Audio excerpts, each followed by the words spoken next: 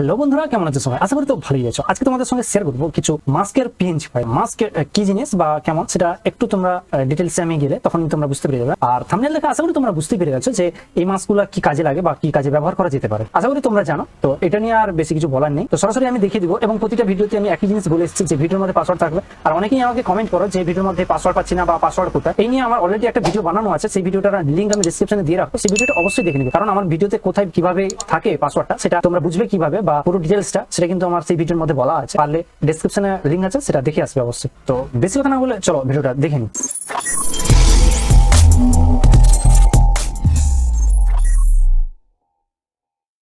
আশা করি তোমরা তো থাম্বনেল দেখেই বুঝতে পেরে গেছো যে আজকে যে মাস্কগুলো দিব সেই মাস্কগুলো কেমন। তো এক্সাম্পল হিসেবে আমি থাম্বনেলেও একটা দিয়েছিলাম যে এই ধরনের মাস্কিং করা যেতে পারে এই পিএনজি ফাইল দিয়ে। আজকে এই টপিকটা নিয়ে তোমাদের সঙ্গে আলোচনা করবো এবং মাস্কের একটা ব্যবহার দেখিয়ে দিব। বাকিটা তোমরা তো নিজেরা জানো কিভাবে ব্যবহার করতে হবে বা কিভাবে করবে, আমি একটা দুটো দেখিয়ে দিব। এটা আমি থাম্বনেলটা ক্লোজ করছি। এই দেখতে পাচ্ছ আজকে যে ফাইলটা দিব সেই ফাইলটার মধ্যে প্রায় 300 খানার মতো পিএনজি ফাইল লাগবে। তো পিএনজি ফাইলের আমি ফোল্ডারটার মধ্যে দেখিয়ে দিই একবার। তো এই ফাইলগুলো আজকে তোমাদের সঙ্গে শেয়ার করবো।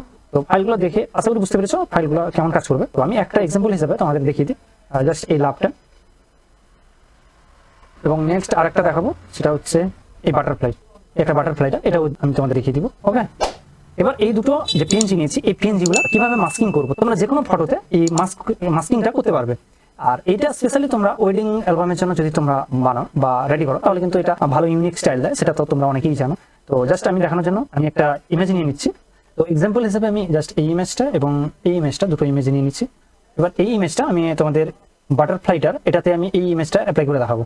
তো জাস্ট ড্র্যাগ এন্ড ড্রপ করেছি এবং ফুল স্ক্রিনটা দেখতে পাচ্ছ যে যতটা চাইবে যে এই বাটারফ্লাইয়ের মধ্যে যেহেতু ইমেজটা অ্যাড হবে সেক্ষেত্রে তোমরা চাইবে যে এটাকে একটু বড় করে নিতে। ঠিক আছে, জাস্ট এইভাবে আমি বড় করে নিলাম, দেন এন্টার।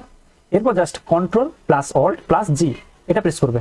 অর্থাৎ এখানে যে পিএনজিটা ছিল সেই পিএনজির মধ্যেই কিন্তু এই ইমেজটা পুট হয়ে গেছে। এখন দেখতে পাচ্ছ যে এই পিএনজির মধ্যে কিন্তু আমার ইমেজটা কিন্তু অ্যাড হয়ে গেছে। ঠিক আছে, এবার তুমি এটার উপর তুমি অ্যাডজাস্ট এটার উপরেও করতে পারবে। এবার আমি বাটারফ্লাইয়ের জায়গায় আমি এটা দেখাচ্ছি, এই লাভ আইকনটা এটাতে আমি দেখাচ্ছি। তো এটা জাস্ট এটার উপর আমি জাস্ট ড্র্যাগ এন্ড ড্রপ করলাম, এটা ড্র্যাগ এন্ড ড্রপ করেছি।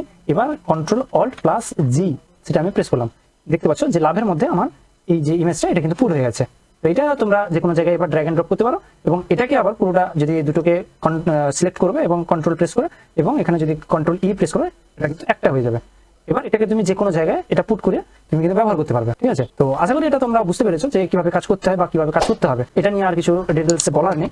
তো এটা দেখতে পাচ্ছ এরকম করে কাজ করা যেতে পারে। আমি এই ইমেজটা ডিলিট করছি, জাস্ট এই ইমেজটা এটাকে ড্র্যাগ এন্ড ড্রপ করলাম। তো এটার আরেকটা জিনিস দেখিয়ে দিই, এটা আমার কিন্তু যেটা স্টার্টিং এ তোমরা যদি এটা ট্রাই করো তাহলে কিন্তু এই লাভটা যদি একটা ইমেজ দিই তাহলে কিন্তু দেখতে পাচ্ছ ব্ল্যাক এন্ড হোয়াইট এসছে। তো জাস্ট এটা আমি ডিলিট করলাম। এই যে ইমেজটা বা পিএনজিটা যেটা আছে সেটাকে ইমেজে যাবো মোড এবং এখানে RGB কালার বা CMYK এটা কালারটা করে দিব, জাস্ট ওকে। এরপর ড্র্যাগ এন্ড ড্রপ করবো। ওকে, এবার Ctrl+T প্রেস করে এটাকে ফুল সাইজ করে নিব, কারণ যতটা লাভ আইকনটা আছে ততটাই দিব, এন্টার। দেন Ctrl+Alt+G এটা প্রেস করে দিব। তো দেখতে পাচ্ছ এর মধ্যে কিন্তু পিএনজিটার মধ্যে কিন্তু ইমেজটা মাস্কিং হয়ে গেছে। আশা করি তোমাদের বুঝতে পেরেছে যে কেমন মাস্ক করতে হয় বা এই মাস্কগুলোর কাজ কিভাবে করা যায়। তো এইগুলো অলরেডি আমার ফটোশপ নিয়ে এগুলো আশা করি অনেক ভিডিওতে আমি দেখিয়েছি, আর বেশি কিছু বলার নেই। এগুলো ইউজ করো এবং তোমাদের আশা করি কাজে লাগবেও। তো এই ছিল আজকের ভিডিও। যদি ভালো লাগে তাহলে একটা লাইক করবে এবং কমেন্ট করে জানাবে যে কেমন হয়েছে বা তোমরা কেমন ধরনের ডাটা চাইছো বা কোন ধরনের ভিডিও চাইছো সেটা কিন্তু অবশ্যই কমেন্ট করে জানাতে পারো। আর টেলিগ্রাম চ্যানেল অবশ্যই জয়েন করে যাবে, কারণ টেলিগ্রাম চ্যানেলে আমার কিছু লিঙ্ক আছে যেগুলো ভিডিওর মধ্যে ডেসক্রিপশনে দেওয়া যায় না, সেগুলো কিন্তু আমি টেলিগ্রাম চ্যানেলে দিয়ে থাকি।